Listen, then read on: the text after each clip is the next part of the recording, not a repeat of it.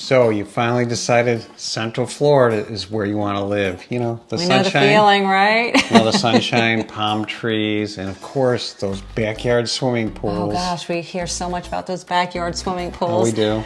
But then you hop on where? Online Zillow, and you start scrolling through all those amazing homes, and you realize, wait a second, why do they all feel like a vacation home or resort? And exactly, that's because not every home you see online is meant for full-time living. You know, some are short-term rentals, built for people on vacation, you know, not having neighbors, you know, that are there all the time. So let's break it down, which areas are and which areas aren't, and it matters if you're moving close to Disney. Yeah, so if you haven't seen us before, we're Tom and Shirley with the Yes, Florida we are. Agents, and we help people figure out where they actually fit and what place in Central Florida is the best place for them.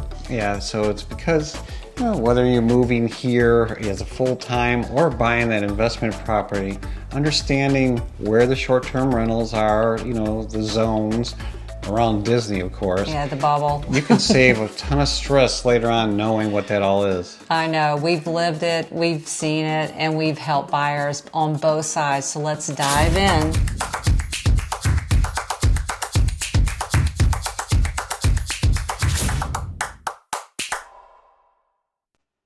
Okay, but here's the thing. The closer you get to Disney, the more mixed the housing becomes. You know, some of the neighbors are full-time residentials, and others, you know, they're built, you know, for the people on vacation, and they're coming and going every few days. Oh, I know. And when you're moving here, that can totally catch you off guard. You might think you're buying in a quiet neighborhood for your family, but you end up next to an Airbnb with a pool, parties every night. It's not very relaxing, No, is it? that's not good. That's not good. And that's why we made this video, to help you spot those short-term areas, you know, those rental zones before you buy. They're great for investors, but not always ideal when you're looking for peace and quiet in a community. Yeah, and we've seen people, we know people that have lived in those areas, but you have to be ready for that.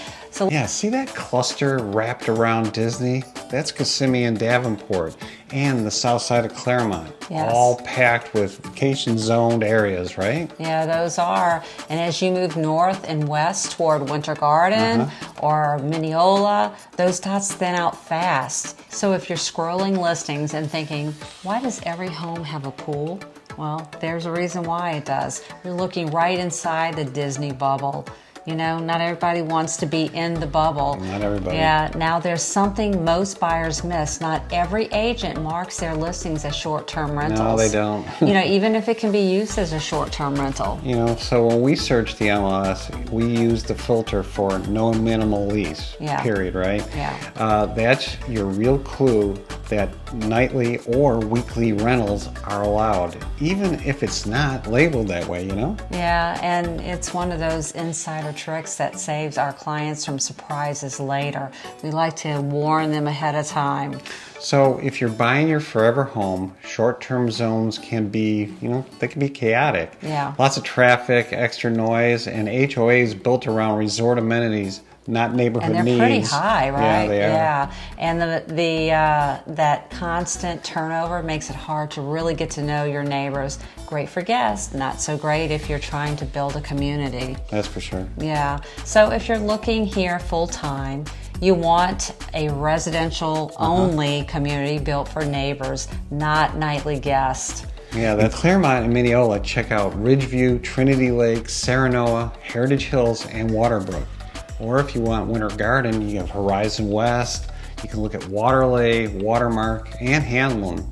But if you prefer that quieter living, Groveland has Cypress Bluff and Trinity Lakes.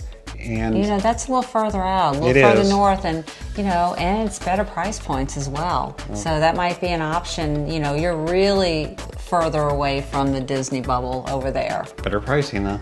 These areas have long-term neighbors, walking trails, that small-town Florida lifestyle that makes people fall in love with the region. Yeah, they sure do. So if you're an investor, the short-term areas are gold, you know, Yeah, because they're close to of course. Disney, right? Yeah. There's strong demand, and there's plenty of management options. Absolutely. Just make sure you verify zoning and the HOA. Of course. Because that can change fast, and fines can be steep if you rent where you're not supposed to, where it's not allowed, right? Yes, that's true. Especially short term. Right. Yeah. So whether you're buying a vacation home or your full-time Florida retreat, knowing where the short-term zones are is key. Yes, we can help you navigate both worlds, because what's perfect for an investor might not be perfect for your lifestyle. Absolutely. So if you're thinking about purchasing here in Florida or you wanted more information about it, call, text, or email us. We're always here. We're happy to help. We're happy to help you navigate short-term versus long-term. Yes, we are. Yes. And we also wanted to thank you and let you know how much we appreciate you watching our videos. We do these for you, and we have more coming. We have a lot more coming your way, so stay tuned. We'll see you soon.